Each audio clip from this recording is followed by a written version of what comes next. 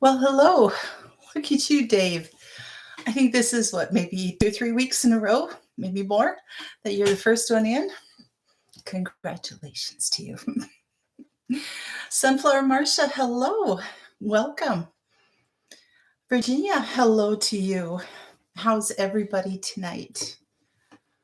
Have any of you in the north gotten snow yet? We did. We got about 3 inches over the weekend. And it's there's still some sitting around, but it has started melting. Tomorrow will be in the 40s, I think. um, Southern Minnesota right now is in the 60s, but now I'm still in the 30s here. So Dave, hello. Can you high in there? Oh, goodness sakes. Thank you for the idea, Dave, for this tonight's subject. So I did my research, and we will cover it. Hey, Matt, thanks for being here. Hello.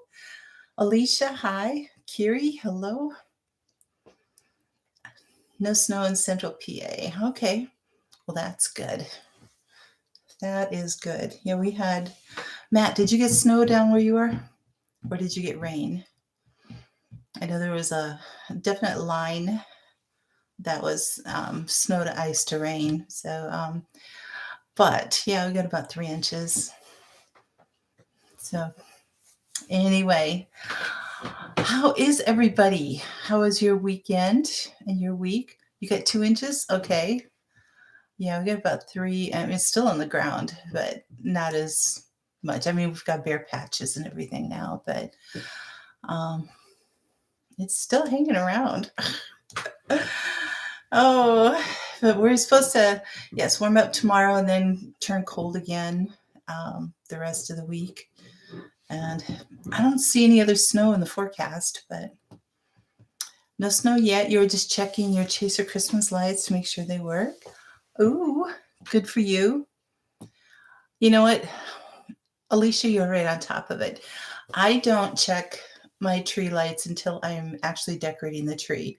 And I should bring them out and check them before everything so that I can get to the store and replace them if I need to. And otherwise, I just end up putting them up, and it's like, if half of them are out, it's like, oh well. I just let it go. Oh, hey, Michigan Daffodil, hello. Oh, that's totally fine. You know, you've got other things in life. I do too. So, Ricky, hello to you. Ooh, peaking colors. Nice. Yes, ours are. I have a couple trees that still have some leaves left on, but not many really at all. I think my apricot tree still hasn't completely dropped all of them, but most everything is bare. Ooh, you put it up this weekend. Good for you. Good for you. I always get a live one, so I don't want to get it too early, because otherwise it'll be all dry and crispy before Christmas even comes. So I like to get it, usually a couple weeks before Christmas, and then leave it up through Epiphany, the Feast of the Three Kings and everything. So, which is January 5th or 6th. I always forget. But anyway, so a lot of times my tree, if it's healthy and nice and good, it'll stay up till the end of January. I think one year it was like, okay, it's Valentine's Day. I need to bring it down. Need to take it down. So, Mama Bear Manette, hello. Oh, yeah. I mean, sourdough flatbread. Hey, just, make lemonade from lemons, right? You test them on the floor before you hang it if they happen to have spare bulbs. Yeah, I hear you. You have some hemlocks you need to cut down. Considering, ooh, that would be a beautiful Christmas tree. Oh my goodness, yes. January 6th. Oh, thank you, Virginia. Appreciate that.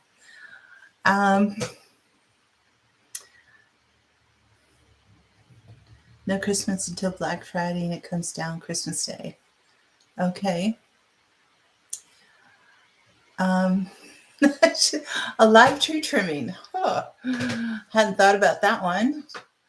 Um, I guess I could do that. I'd be paying more attention to the tree than to you guys. I'll have to think about that one. Well, thank you guys for coming in. Thank you guys. Um, yeah, that could be fun. Are Christmas lights recyclable?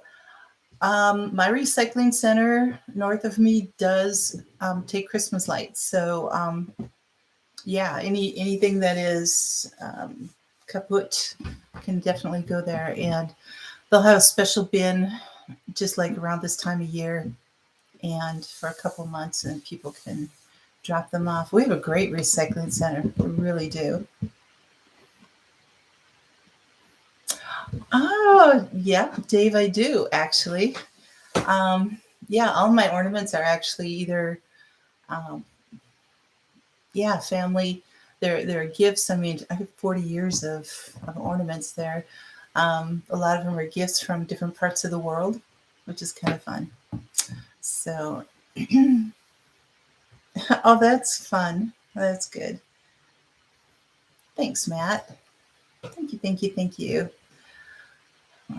Um, so yes, it had been colder this last week. We were down into the low teens, I believe, at night, and like yesterday was in the 20s, today was in the 30s. So, yep, snow. Even not trimming. One day, one stream could be the ornaments history. That is true. I could do that. Even if I had my box here and just showed you guys, I could do that. Kira, you used to put solar lights on cedar trees up by the road, but any new lights can't afford to buy them right. Yeah. And I'm sure just like with everything else, they're probably getting more expensive too. So you guys come up with great ideas. It really helps. I mean, after 2.5 years of live shows, it's like, okay, what am I going to talk about now, right? It wasn't so bad when it was like doing the herb series because there was a lot of subject matter I could cover, but I appreciate your ideas. I really do. You guys are awesome. You are super duper. Um, a lot of the stuff I'm going to be covering today, I've got links for below in the show notes, in the descriptions, and so there's a bunch of things there you can continue to research. I'm just going to really kind of hit some highlights here, but I do encourage you to research a lot of things on your own and just figure out what works for you, what's all that kind of stuff. So I am going to get started a little early just because there's a lot to cover. Mrs. Christmas. Red hair and green. Oh, Alicia, that's fun. That is great. I have a brother and sister who have red hair, and I'm trying to think. Their eyes are, yeah, I guess they have kind of hazily eyes, more hazel brown colors. So anyway, um, all right. So we're going to talk about what foods you can have and eat and do and prepare and all that kind of stuff for times of famine. We've had that. We've had times of famine throughout the world, throughout history, around the world throughout history. And it depends on, again, your area, what you can grow, what you can find, what you can forage, what you can save up, what is happening. Like in the 1800s, in Ireland, they had a potato famine, which means that like all the potatoes, I mean, that was like they had lamb or goat, meat and potatoes was their diet. And there was kind of a disease that ran through the potatoes for a couple of years, and it really diminished their diet, and it's like try to figure out different things.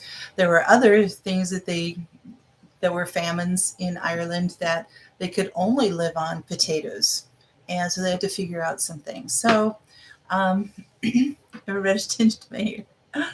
Oh, that's true. I do. Christmas is your birthday. Oh, it's like 3 more days till you're this age. Especially if it's, a new decade that you just don't really want to hit, right?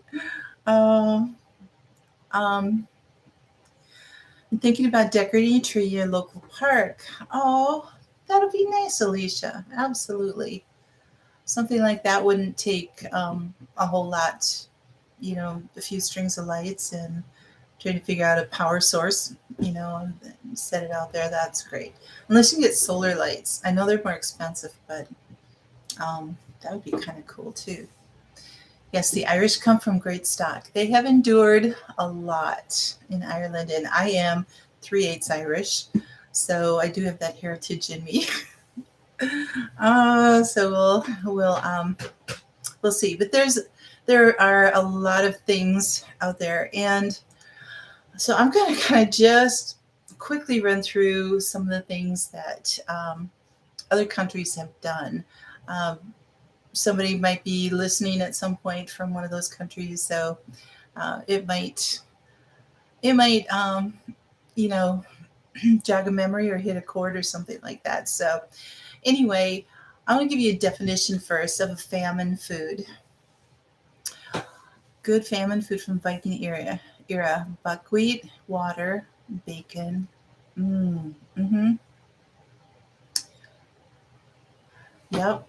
Yeah, they knew how to put it together, and I mean these were foods that they could make. And I'm going to make another note here. Okay. Okay, a famine food or a poverty food is any inexpensive or readily available food used to nourish people in times of hunger and starvation, whether it's caused by extreme poverty, such as during economic depression or war, or by natural disasters such as drought. We've had that many times over in throughout the world. Foods associated with famine don't need to be nutritionally deficient, excuse me, or unsavory. People who eat famine food in large quantity over a long period of time may become averse to it, and that is called food fatigue. So think of making like a huge pot of soup or stew, or I mean, just something that's a hot dish, spaghetti, or whatever. And it's like that's all you can eat for lunch and supper for 2 weeks straight. It's like after a few days, you're going, oh, I have to eat this again, even if it's something that you normally love, you know, or if it's oatmeal that's all doctored up, or if it's, you know, whatever. It could be lasagna, it could be pizza. But after a while, it's like that's all I can eat. You have nothing else, and it's like it.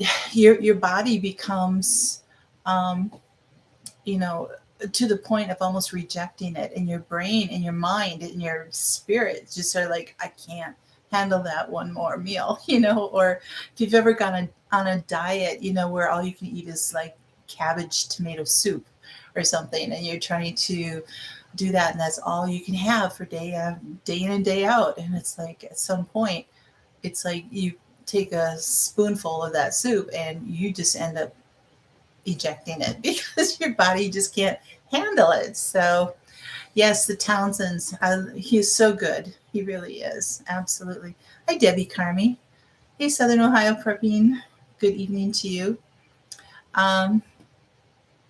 Yeah, the Townsends, that's a great channel for learning about how to cook with just a few items and the foods that they had then. So exactly, Donna, that's why diets fail, because you get into that food fatigue. And so anyway, so it's like, okay, so I've stored up, 100 pounds of beans and rice in case of everything going on. Well, 100 pounds of beans and rice. So you're going, okay, after your third or fourth meal of beans and rice, you're going, oh, this is enough. I want something else, and you've only gone through maybe a pound of it. So, exactly, Matt. Yep. Okay, that's a good point too, Dave. Even if it's all a variety of dehydrated stuff, you still get fatigue. So you have to really this preparing for this is really coming up with a plan. Trying, and write it down. Get a notebook or something that's like your famine plan or something like that. And it's like grow. And I'll give you my garden tip right here. Part of that was to grow the items in your garden that can be stored for months and that you can actually use for those foods. Whether it's onions, leeks, potatoes, carrots, things like that will store for a while, and that they can be easily added to different things. Hey, Broussard Homestead, hello. Yeah, doing a month on that, it would just like be so hard. Exactly. So, and then also have plenty of seeds for those things on hand too, but have those stored up so that you can have a variety of things throughout the winter. And, gather as many recipes as you can, but get something in place, a plan like, okay, if this happens, we've got these recipes and this type of thing all set up so that we can have that done. So, fishes and loaves, hello.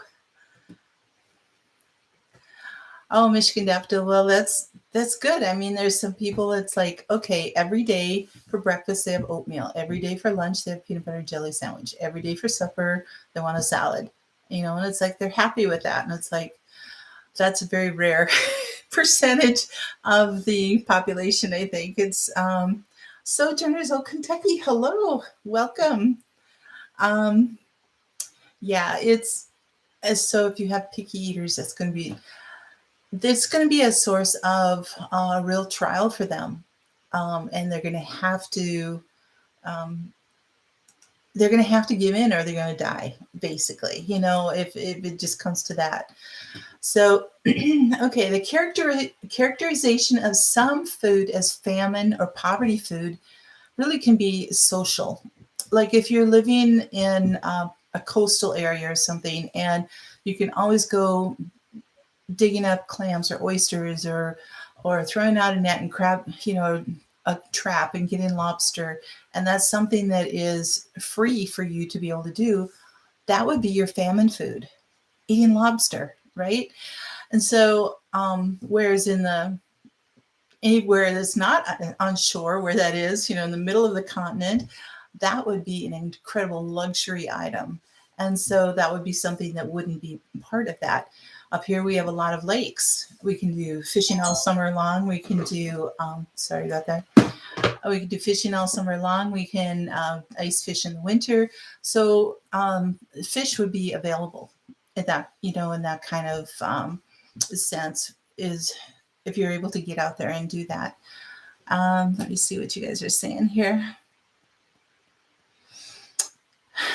Curie, the church you went to when you lived in San Antonio collected beans, rice, and oil, and they took to mission church. Yeah, it's in Christ as a picky eater will eat their sneaker. That is true, Dave. That is true. Grammy Karen, hello. Oh, got lots of people in here tonight. Thank you guys for coming. So anyway, but I'm going to just run through a few types of foods that people used as famine foods in different areas of the world. So in Central America, the ancient Mayans used a bread nut or Mayan nut.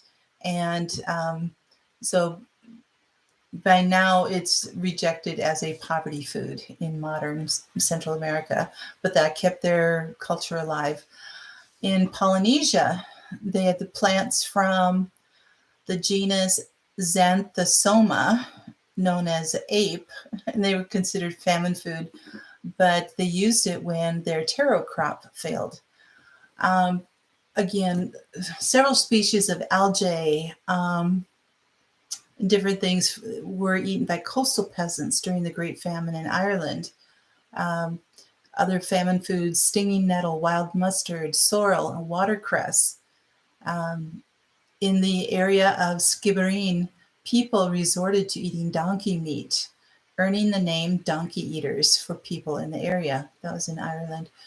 Others ate dogs, cat, rotten pigs, even human. Okay. The consumption of silverweed, sea anemones, wild carrot, sloes, pignet, common limpet, snails, dock leaves, sycamore seeds, laurel berries, and holly berries, dandelion, juices of red clover, and heather blossoms were also recorded. So we've gone through a whole lot of. You've eaten nettle and purslane. Okay. Over the last year and a half, we've gone through a lot of herbs that are edible as well as medicinal. We've gone through, in the past months, we've been talking about bark and trees. So the different things that are nutritional there and what you can find to eat. So there's a lot of food out there. It's just getting to know what it is and what can be done. Usually we don't really pay a whole lot of attention to it until it's a need. And when we can't get food at the grocery store, it becomes a need. And so then we start looking at it. But hopefully I'll be giving you guys some resources that you can kind of keep track of for yourself. Oh, there you go, Donna. I like that. That's good. Oh, so many accounts of the famine mention people dying with green stains around their mouths from eating grass or other green plants. So, you just try to eat what you can. Sago lily bulbs were eaten by the Mormon pioneers when their food crops failed. So tulip bulbs and beetroots were eaten in the German-occupied parts of the Netherlands during the hunger winter of 1944 to 45. So yes, tulip bulbs are edible, a certain part of them. And so we'll cover that in a little bit. But yes, beetroots, a bunch of different things. As you guys know, for gardening, beets grow pretty quickly. So that's something and they store pretty well. So that's another thing that you could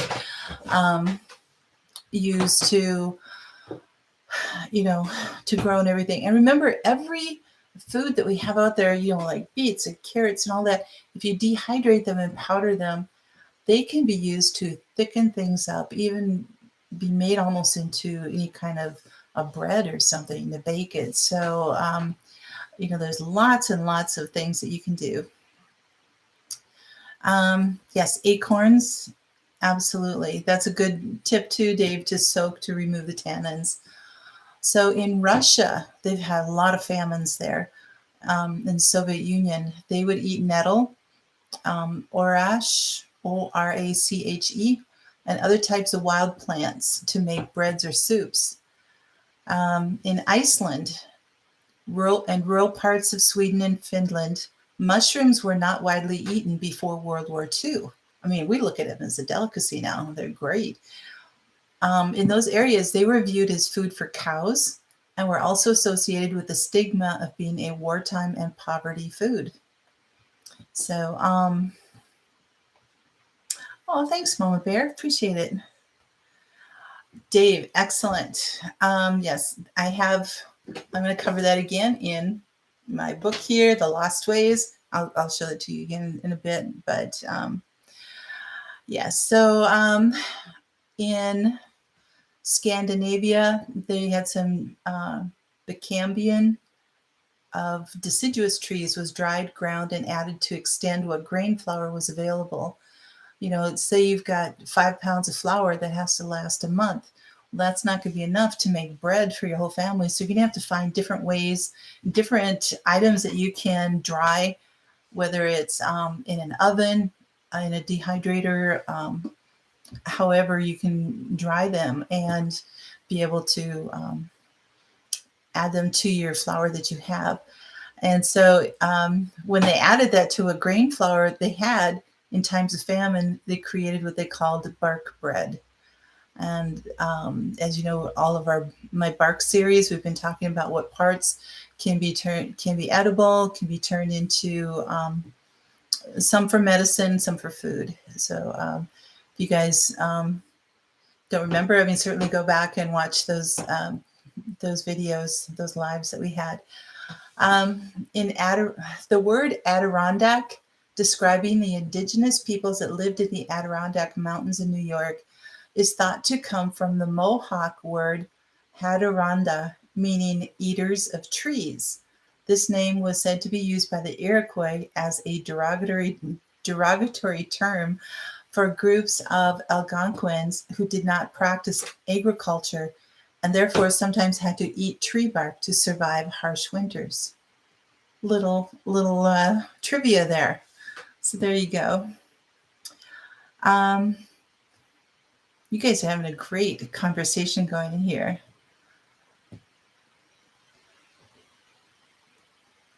Excellent. Yes, soaking all those.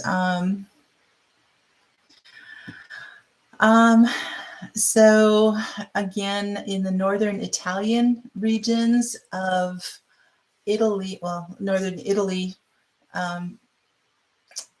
during World War II and other times of famine, they would eat their kitty cats. And there were a lot of, I mean, there's still countries in Asia that is actually part of their staple diet, you know, and served at restaurants and everything.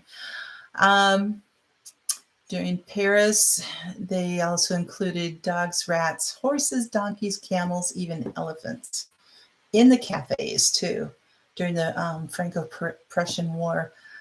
During the Japanese occupation of Malaya, so in Malaysia, the locals resorted to surviving on hardy tuberous roots such as cassava, which now we can go to the store and buy cassava flour. So they, you know, this was World War II again. So they had cassava, sweet potatoes, and yams. I mean, those are like a regular part of all our diets, but they would take that, and that was considered famine food.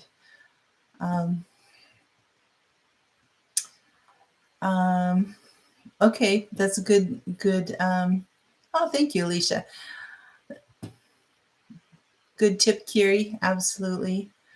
Oh, you guys are doing great here. Elderflower syrup, yes. So, and as homesteaders, we've been really blessed to figure out how to grow things and how to be adaptable to a lot of the things that we have. So, you guys are really ahead of the game here, and I just kudos to you, really, definitely. So, in the Philippines during World War II, in the Battle of Bataan, the Filipino and American servicemen resorted to eating, other than dog and monkeys, they eat monitor lizards or iguana lizards, pythons, mules, horses, and another word, I don't know what that is, but anyway, it's just when you're starving and there's food there's animals there, you know, it's like you don't just leave it to chickens and pigs and beef cattle. In the Brazilian Northeast, they would eat cactus that was normally used to feed the livestock. But during long droughts, they used them as a last resort. Well, first of all, cactus holds so much water too. Hey, Patty, how are you doing? Recommendations for Minnesota wild foraging. I have several. I don't have them right here with me. They're upstairs right now. So, Mama Bear, I will try to remember that for next time. I will try to get that there. So, but thank you. Yes, Donna, absolutely. And that would be like a whole nother story. But actually, I was just reading through the Donner Party story again in my book. He's got it written out in The Lost Ways. And it's nothing really that I should read online. But it's a little sensitive in that way. So I encourage you to go online and try to find this story, you know, Wikipedia or whatever, and look for that. And it's amazing what they had to do. They were not prepared, and they there was a lot that was involved that they allowed a lot of bad decisions to come into play too there. So Um, yes, it is. So, okay. In the Maldives, they had seaside trees that they use, such as octopus bush and beach cabbage. In southern Ethiopia and the Sudan, they used capers. They had the flower bud and the berry of the capers, as well as in the 1948 siege of West Jerusalem. Those were some of their famine foods there. Um, you guys are going to like this one. During the Cambodian humanitarian crisis, people ate tarantulas, scorpions, silkworms, and grasshoppers. Fried tarantulas later became a delicacy popular with tourists in the Cambodia town of Squan. So, I don't think I could go that far. I really don't think so. I would eat dirt before I'd eat that. Oh, Patty, you're out of your house? Oh, ooh, that's awesome. Yeah, exactly, Matt. No thanks. Um, there's I can't pronounce that, so it wouldn't make any sense. But in Haiti, okay, in Haiti, they ate mud cookies, and they call that a starvation fruit, implying it was used by indigenous peoples in the South Pacific as emergency food during times of famine. Oops, no, sorry, I jumped there. Mud cookies, sometimes eaten by the poorest people to avoid starvation. They ate those in Zambia, Guinea, and Cameroon for their nutritional content. So, a mud cookie, or bonbonte in Hawaiian Creole, is a food that is eaten in Haiti, particularly during pregnancy. They can be found in slums, and the dirt is collected from the nation's central plateau near the town of Hinche and trucked over to the market where women purchase it. It is processed into cookies in shanty towns such as Fort Dimanche. First, the dirt is strained to remove rocks and clumps. The dirt is mixed with salt and vegetable shortening or fat. It is formed into flat discs. Then it is dried in the sun. The finished product is transported in buckets and is sold in the market or on the streets. Due to their mineral content, mud cookies were traditionally used as a dietary supplement for pregnant women and children. Haitians believe they contain calcium, which could be used as an antacid and for nutrition, but this is disputed by doctors who warn of tooth decay, constipation, or worse. The production cost is cheap, and but it's also a way. It was seen as a way to stave off starvation. This is especially true in times where there is a rise in global food prices, like in 2008. So this is not like something that they did 200 years ago. They still do it today. So, hey, Christy Betts, hello. I'm sorry if I've missed anybody on here, um, but welcome to everybody.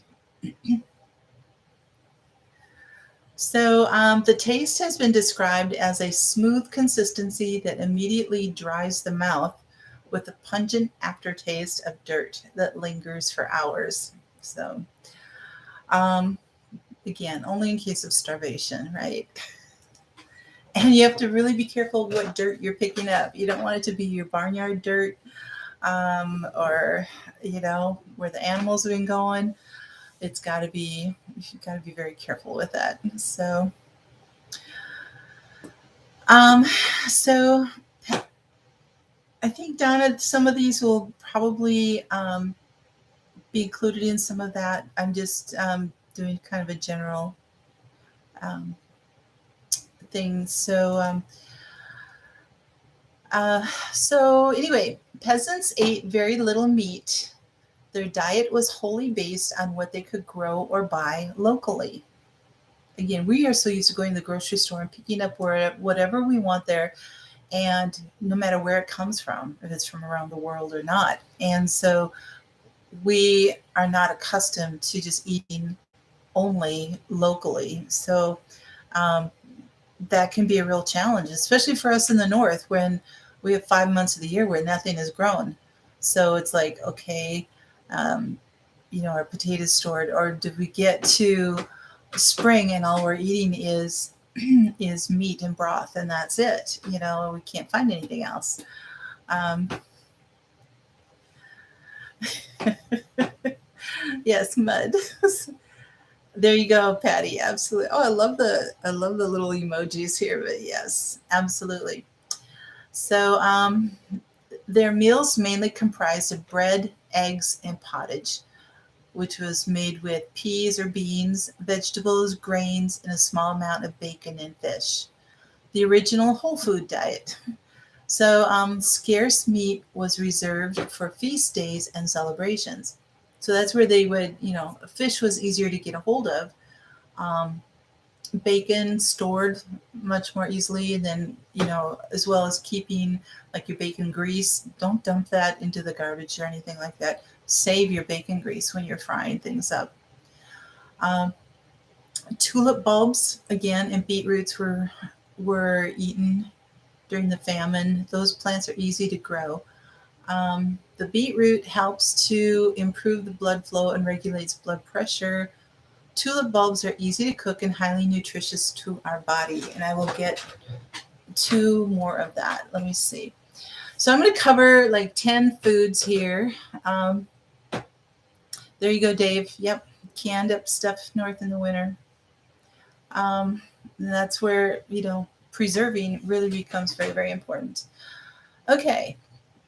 There's some 10 indigenous foods from history that prove that there are no picky eaters when food is scarce. So those of you who have picky eaters, this will be a little bit encouraging to you. Um, Learning what foods kept people alive in the past will help you prepare for surviving a famine if the need arrives. Or arises. They said arrives. Anyway, one thing they called was dripping sandwiches. I'm like, I came across that name several times, but dripping sandwiches, what is that? While asking about foods they remembered from the Great Depression, there you go. I think it was Donna that you were asking about the Great Depression. Yep. A relative told this person about dripping sandwiches that they ate. These helped stretch the available food and ensure that nothing went to waste. Now, to make a dripping sandwich, you collect any drippings left over from cooking a chunk of meat, no matter what it is, if it's chicken or roast or bacon or ham, whatever. You leave them in a container overnight to congeal. In the morning, you take those drippings and you spread them on a thin slice of bread. You add a little salt and then you eat it. And that's a dripping sandwich. Get the drippings, put it on the bread. It isn't fancy, but it's filling. So with fat, protein, and carbohydrates, it had everything needed to keep you alive. So, hey, Julie, no problems. All right, next one, stinging nettle soup. Now, all of these, like I said, are in the descriptions below, the links for all this information, plus a bunch. I think I also linked a book that you can get that's all on famine foods, which would be really, really nice. But I think it was $25 or $30. I couldn't remember. So a little pricey, but it was 240 pages. It had a lot of recipes and different things like that in there, so you can always look at that. Okay, so we have stinging nettle soup. Now, nettle is best and most nutritious in the spring. So maybe as we're coming out of winter with just beef broth and and some potatoes and things like that. Yes, Donna, probably like kind of bread and gravy.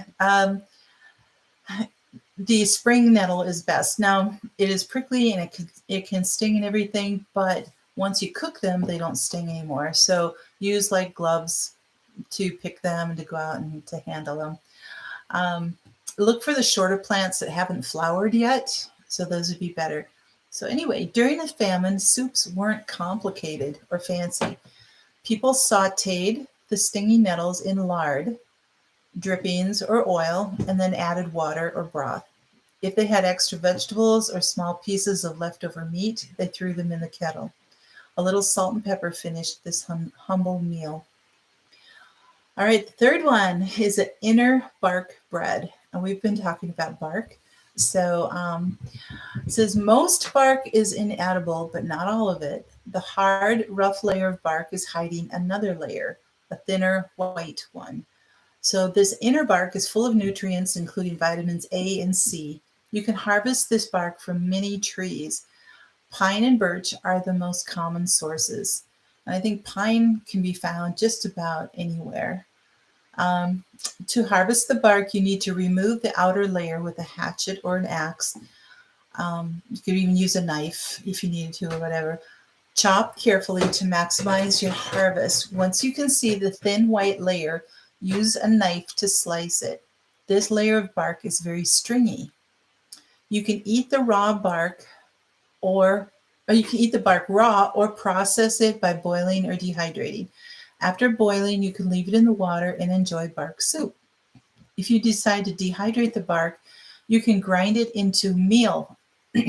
This makes a thickener for soup and can be combined with other flours to make bark bread.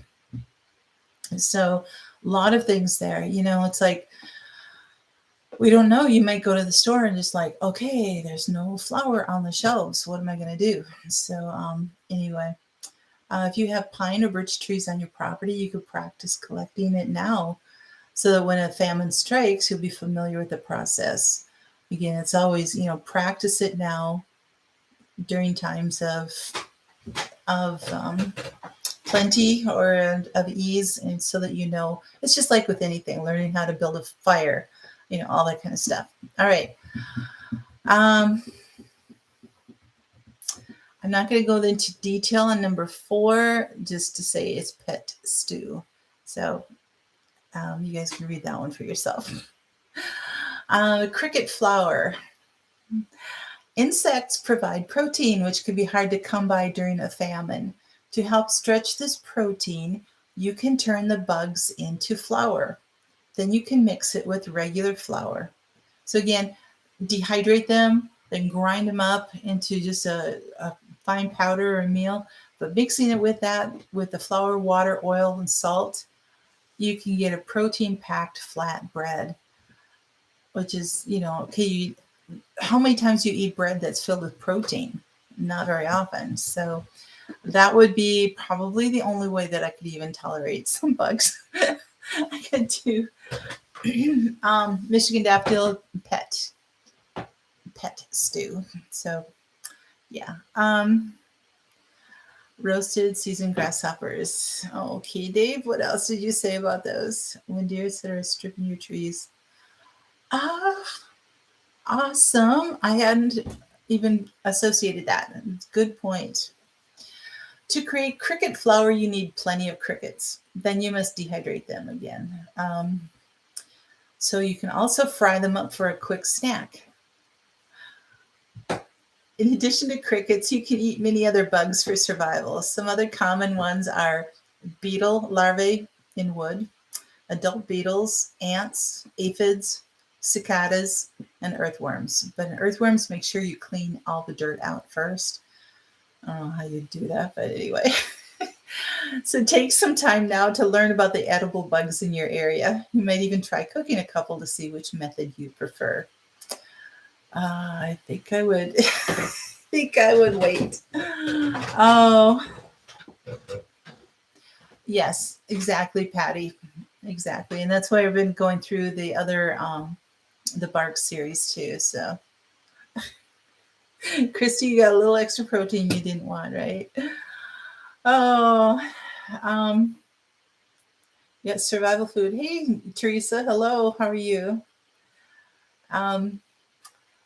Number 6, grass peas.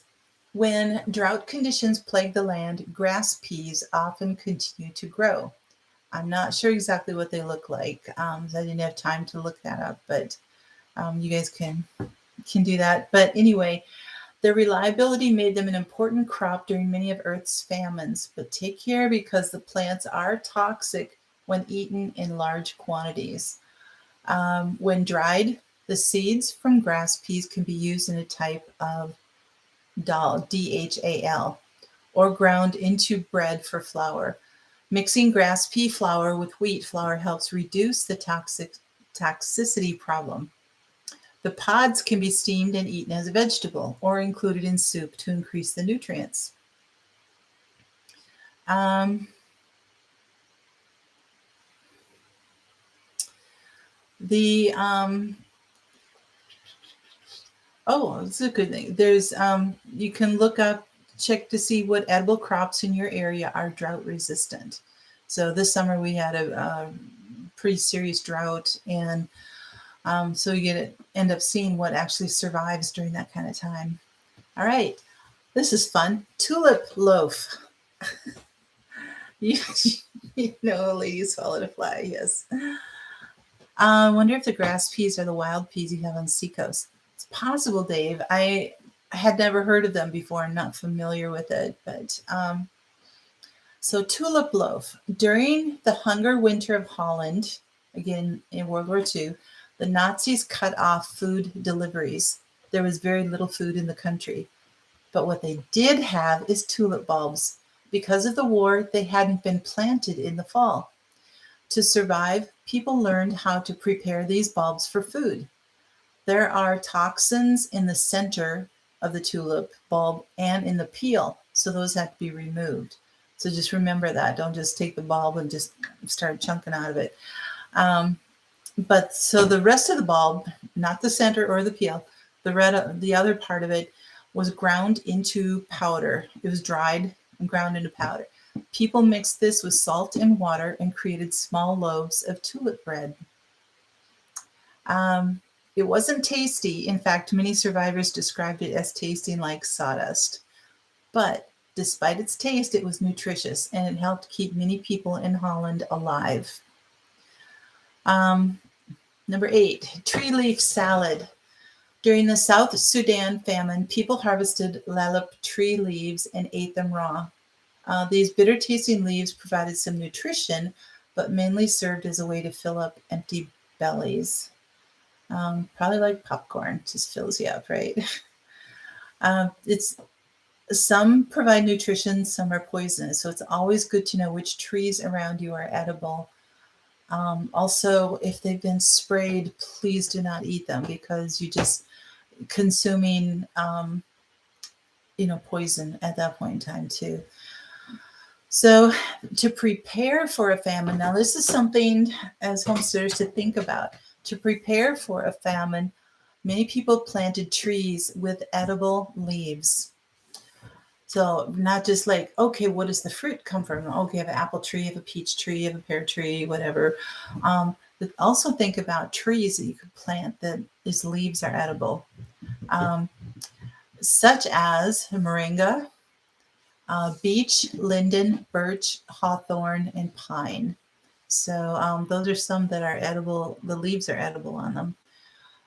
The ones that you should not eat that have poisonous leaves and needles are the cherry, manchineel, hemlock, apple, and yew. So an apple tree, you can eat the apples, but not the leaves. Yeah, exactly, Michigan daffodil. Yep, cutting off a food supply. If you don't learn from history, it repeats itself over and over again. And so number 9, boiled yucca root. When the pioneers experienced hunger as they arrived in the deserts of the Southwest, they looked around them for edibles. The roots of yucca plants were fibrous and tough, but they were plentiful. Pioneers experimented with cooking techniques and learned that the roots softened when boiled. They used these boiled roots in place of potatoes in soups and stews. They provided needed carbohydrates and some nutrients. Yucca roots do contain saponin, which can be toxic in large quantities. However, boiling them reduces the threat. An important lesson here is to experiment with cooking techniques during a famine. So as long as the food you're preparing isn't poisonous, see what you can do to make it more palatable. You can fry it, boil it, bake it, steam, slicing it, eating them raw, putting them in soups, adding different seasonings, that type of thing. And so on the subject of seasonings, again, to help prevent food fatigue, you guys store up your favorite seasonings. Everybody's got a different palate and the things that they enjoy. If you are totally into really spicy foods and you like a lot of cayenne and red pepper and hot sauce and different things like that, store those up. Get the spices in bulk and then vacuum seal them either in Mylar bags or in mason jars or something like that. But get the spices that you love and you enjoy, and make sure you always have plenty of salt and pepper and different things. If you're not really a savory type of person and you like a lot of sweet type of things, get cinnamon and all the the nutmeg and the honey, sugar, syrup, all that kind of stuff that you can incorporate into it. So if you have to eat the similar food for a while, changing up those flavors will make a huge difference. Absolute huge difference. People don't think about storing seasonings when they're buying all their beans and rice and dehydrated foods and all that kind of stuff. But seasonings are very, very important. So thank you, Patty. Appreciate that. There you go, Michigan daffodil. Yum. Yep. See, some of you that are in the south or southwest, everything, that you've got, the cactus and the yucca and the different things that you can get. I don't have that up here. So, there's a lot of different things. Okay. Last one. Cornell University scientists invented certain combinations to help feed people during the Great Depression. These were milk-corno, milk-wheato, and milk-oto, from corn, wheat, and oats in milk with all that. So they were made by combining dry milk with the grains. So you could even put some of that together. Well, first of all, see if it's something you even like, and try to get a recipe together. But and so it'd be something that all you'd have to do is add water to. But if you wanted to can it up or something like that, that would be excellent. So as their name suggests, ground corn and milk were put together, ground wheat and milk together, and ground oats and milk together. Each one could be cooked like a porridge or even be used as the base in a variety of recipes. Since it was readily available and inexpensive, people really experimented with them. They ate milk corno polenta, milk corno apple betty, and milk corno scrapple. These fortified grains were consumed for breakfast, lunch, and dinner. So, I would love to get a sun oven too. That's like on my wish list. So it says that while there's a lot of debate today about fortified foods, there's no doubt that these 3 cereals helped people survive.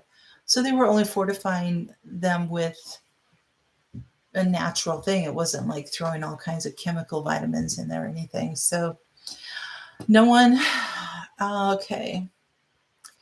really wants to spend hours each day grinding up tulip bulbs to make a disgusting loaf of bread. But to survive a famine, we're going to need to do hard things.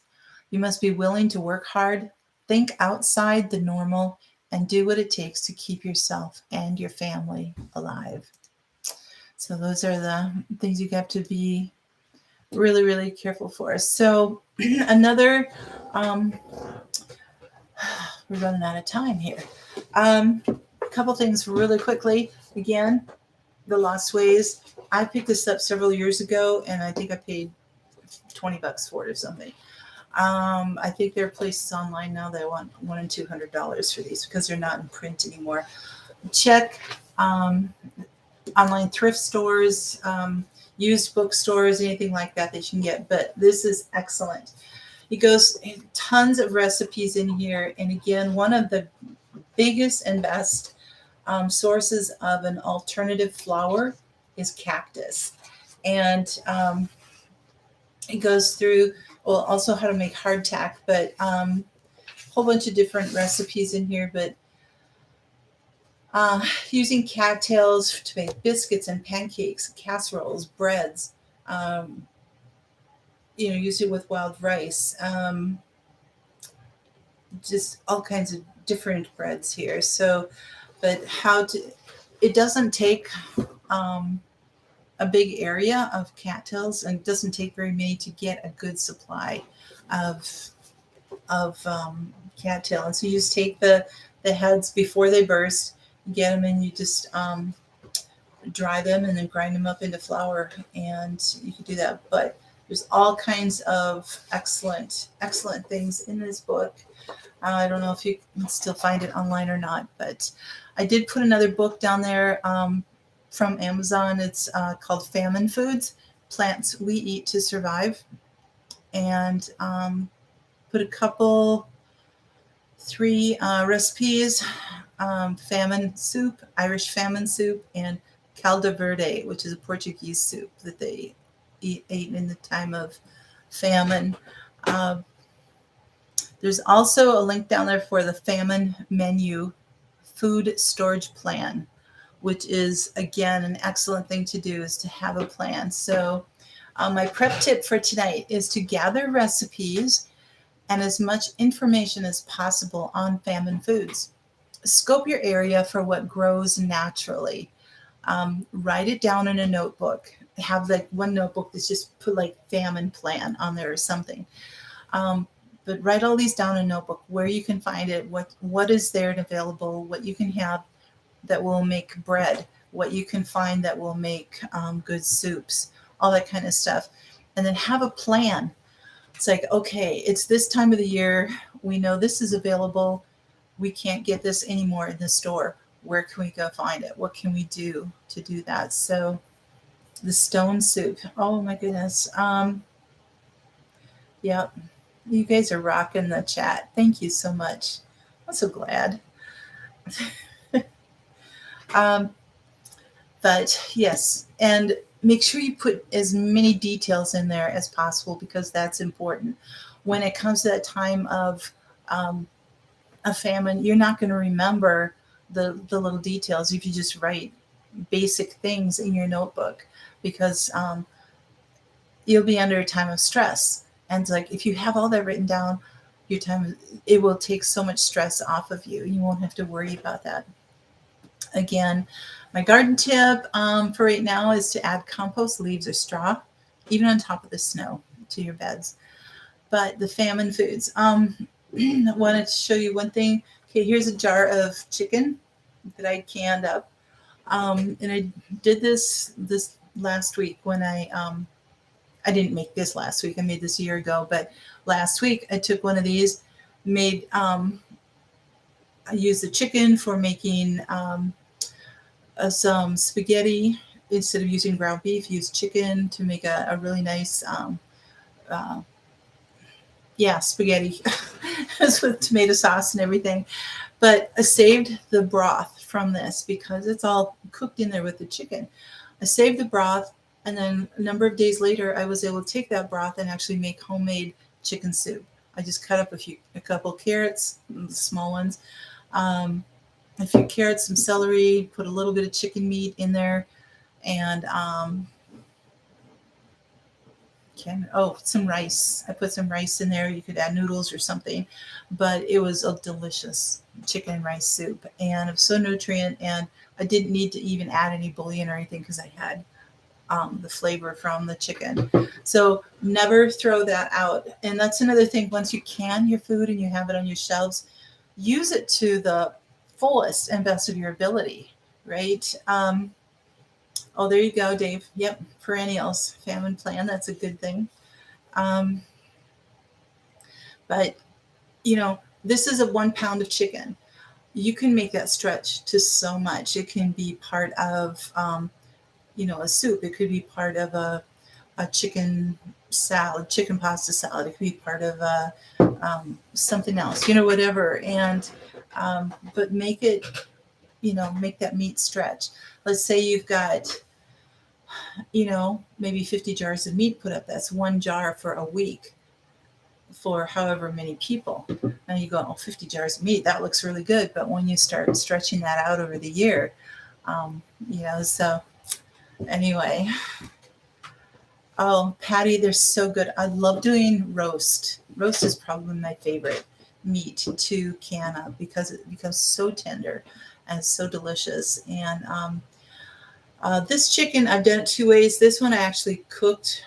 I kind of like it's like browning it a little bit in a pan on the stove. But I pre-cooked it a little bit and then canned it so that it wouldn't like stick together. Because a lot of times when you um, raw pack your chicken, it becomes like one big clump of chicken kind of once it's all done. But this, when you pre-cook it, it all stays separated there, and which I kind of like in a way too. So I mean, but it ends up tasting about the same. Um, anyway, you guys, you are amazing, and I don't know if I even covered everything I really wanted to, but um, if there's more that you want to learn on this, let me know and put some comments below so that I can go back and look at it and different things. So, yes, canned venison is really good. Yep, it is. It's just the flavors, and they're so tender. I think that's, other than the flavor, the tenderness is just amazing. I've done steak, I've done actually pork chops, boneless pork chops. Um, I've done like sausages, brats, that type of thing. Thank you. Thank you, Teresa. So you guys, I know I give you lots and lots of information. There's a lot of links below here. And thanks, Alicia. Yeah, it was a lot of information. So you guys, I know that Fermented Homestead is on next, and then Freedom Homestead, I believe, will be on in an hour. They last week they were on for only a few minutes, and they got a call that the kids had hit a deer. They were driving home and they're kind of wrecked the truck. So they're going through a tough year actually for them. So anyway, you guys take care. God bless. Always have hope. And the more prepared you are, the less stress you'll be under, and the more you can be at peace with whatever comes at you. So anyway, oh, oh, Carol, I'm sorry you haven't been getting notifications. So anyway, all right, you guys take care. Bye bye. Have a great week.